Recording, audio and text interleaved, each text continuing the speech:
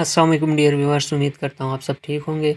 आज आपके लिए एक नया पेपर लेके आया हूँ जो कि 2 अगस्त को 2024 को टेस्ट हुआ था उसका है। तो ये एलिमेंट्री स्कूल टीचर का जो टेस्ट हुआ था उसका पेपर है। तो अब मैं आपके सामने ये सॉल्व करके बताऊँगा और आपको समझाऊँगा कि ये कैसे सॉल्व होता है।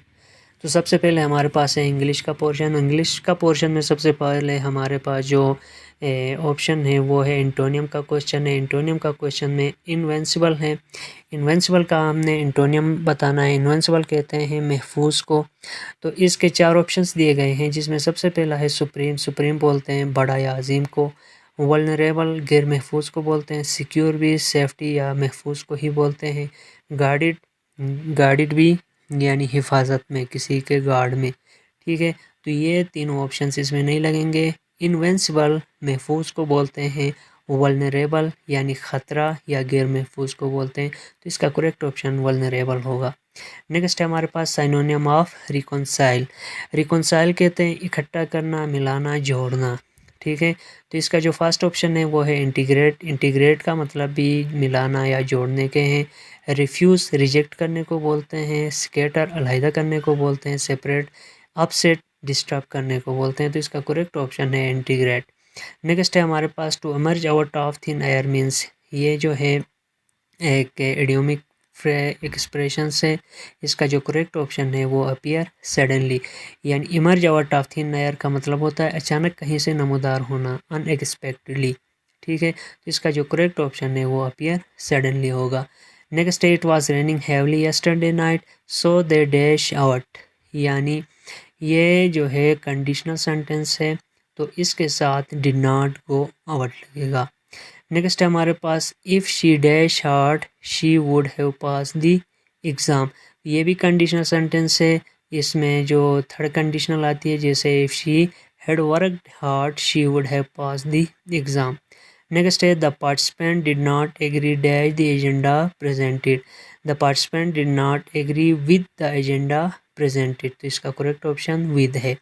नेक्स्ट है the dash weather forced up to stay indoor, यानी the inclement weather forced up to stay indoor. इसका जो करेक्ट ऑप्शन है वो ऑप्शन, यहाँ पे जो इनक्लीमेंट लफ्ज़ है इसका मतलब होता है हार्श या सेवर वेदर कंडीशन, यानी बहुत ही ख़तरनाक मौसम। ठीक है, जिसे हार्श बोलते हैं या सेवर वेदर कंडीशन बोलते हैं। जैसा कि ज़्यादा बारिश हो या स्ट्रॉन्ग विंड्स चलती हो या एक्सट्रीम टेम्परेचर हो, तो इस सब को बोलते हैं इनक्लीमेंट। नेक्स्ट है हमारे पास चूज़ द करेक्ट स्पेलिंग, यानी इसका जो स्पेल है उसको करेक्ट जो स्पेलिंग है उसको हमने चुनना है। तो यहाँ पे 4 ऑप्शंस दिए गए हैं, तो यहाँ पे जो ऑप्शन डी है वो करेक्ट है। अब इसकी जो स्पेलिंग है वो मैं आपको बताता हूँ, OPPORTUNITY। तो जो फोर्थ ऑप्शन है इसकी स्पेलिंग सही है, बाकी सारी गलत है। तो अपॉर्चुनिटी ये स्पेलिंग है। नेक्स्ट है हमारे पास नवा what type of conjunction is used in this sentence she wanted to go swimming but it was raining. ठीक है, तो इसका जो करेक्ट ऑप्शन है वो है हमारे पास ऑप्शन ए, यानी ये जो हमारे पास सेंटेंस है ये कोऑर्डिनेटिंग कंजंक्शन। अब इसमें जो हमारे पास है कोऑर्डिनेटिंग कंजंक्शन क्यों लगा, क्योंकि यहाँ पे जो वर्ड बट है ये कोऑर्डिनेटिंग कंजंक्शन है जो कि 2 इंडिपेंडेंट क्लासेस को आपस में मिलाता है। यहाँ पे 2 क्लासेस हैं, जैसा she wanted go swimming, it was raining. ठीक है, तो इसका करेक्ट ऑप्शन हमारे पास है कोऑर्डिनेटिंग कंजंक्शन। नेक्स्ट है हमारे पास choose the correct indirect sentence he said to me where were you. इसका जो करेक्ट ऑप्शन है वो है हमारे पास he asked me where I had been. इसका जो करेक्ट ऑप्शन है he asked me where I had been. तो इसका जो करेक्ट ऑप्शन है वो है ऑप्शन बी या सी, ये दोनों आप देख सकते हैं। He asked me where I had been, he asked me where I had been. तो बी और सी में से कोई भी आप कर सकते हैं। यहाँ पे मिस्टेकनली मैंने ऑप्शन डी किया है। ठीक है, नेक्स्ट हमारे पास साइंस का पोर्शन आता है। साइंस के पोर्शन में सबसे पहले हमारे पास जो क्वेश्चन है वो है the remain of trace of living organism from past are named as, यानी जो हमारे पास पुराने जानवरों के या जो हमारे पास पौधों के डेड रिमेनिंग रहते हैं उसे क्या बोलते हैं, तो उसे हम फॉसिल्स बोलते हैं।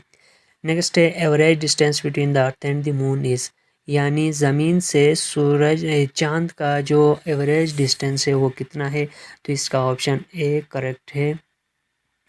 तो हमारे पास इसका जो करेक्ट ऑप्शन है वो ऑप्शन ए 3,84,400 किलोमीटर है। Gobi desert is located in, यानी गोबी डेजर्ट कहाँ पे लोकेटेड है, चाइना एंड मंगोलिया में। नेक्स्ट है the freezing point of pure water in Fahrenheit is, यानी फ्रीजिंग पॉइंट जो हमारे पास प्योर वाटर है उसका अगर डिग्री सेंटीग्रेड में करें तो 0 डिग्री से नीचे होता है, तो 0 डिग्री इक्वल होता है 32 फ़ारेनहाइट का। तो जो फ्रीजिंग पॉइंट है प्योर वाटर का वो 32 डिग्री फ़ारेनहाइट है। Which can be made by an odometer, odometer से हम कौन सा चीज़ नाप सकते हैं, वेलोसिटी, एक्सेलरेशन, प्रेशर या डिस्टेंस, तो हमारे पास है डिस्टेंस, यानी डिस्टेंस नापने वाले आले को ओडोमीटर बोलते हैं। Waves commonly utilize in the night vision device, यानी वेव्स जो है वो commonly utilize in night vision device, जो नाइट विजन डिवाइस हैं उसमें इस्तेमाल होते हैं, जिसे हम बोलते हैं इंफ्रारेड वेव्स। यानी कौन से वेव्स नाइट विजन डिवाइस में इस्तेमाल होते हैं, तो उसे हम बोलते हैं infrared waves. The other name of thrombocyte in blood cell, blood cell में जो थ्रोम्बोसाइट हैं वो कौन से सेल्स हो गए, तो वो प्लेटलेट्स कहलाते हैं। सिलेक्ट द लाइटेस्ट मेटल, इनमें से सबसे हल्का मेटल कौन सा है, तो इसका जो करेक्ट ऑप्शन है वो है लिथियम। नेक्स्ट हमारे पास है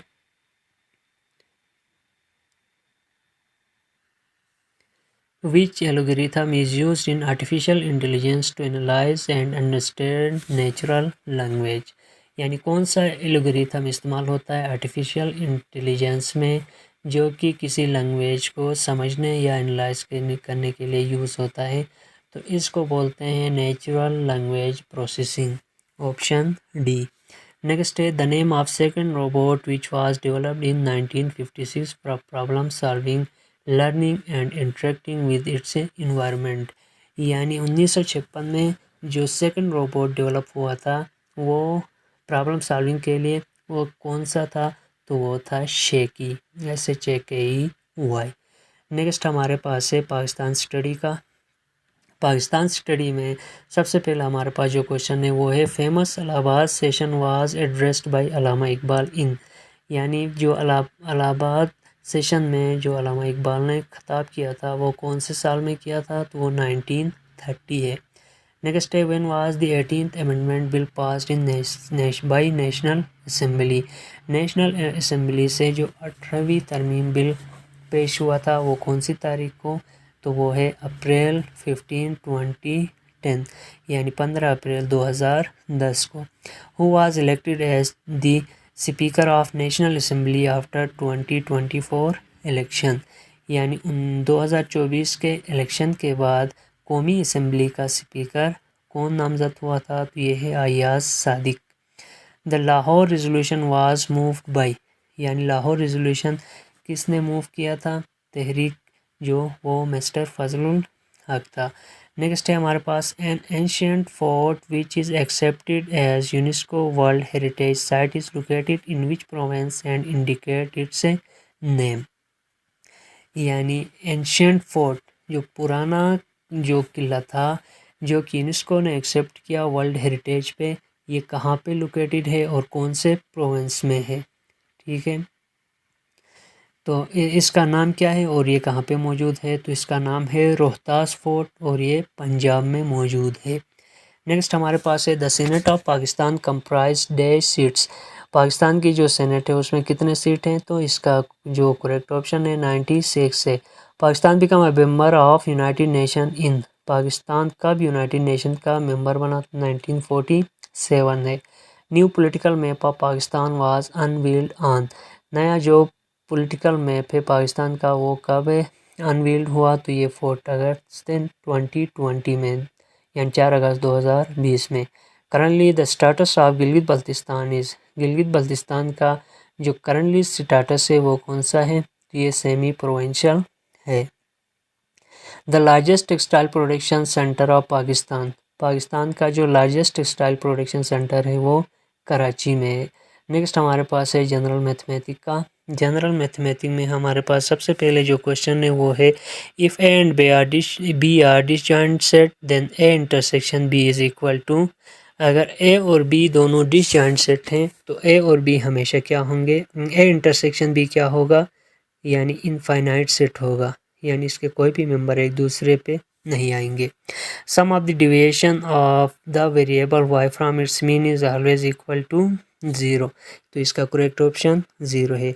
the average of first 5 prime number, यानी पहले 5 प्राइम नंबर का एवरेज कितना होगा। प्राइम नंबर आपको पता होना चाहिए जो खुद के अलावा किसी दूसरे नंबर से डिवाइड नहीं होते हो, यानी एक 1 से दूसरे खुद से।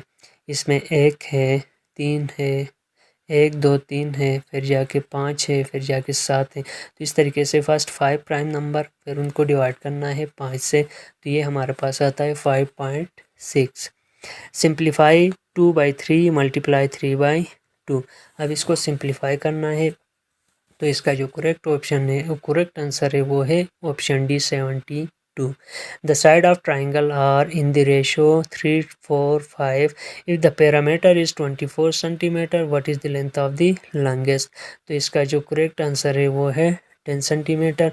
अगर आपको ये मैथमेटिक का पोर्शन समझ में नहीं आता है तो कमेंट सेक्शन में मुझे बताएं, मैं इसको जो है नोटबुक में करके आपको समझाऊंगा।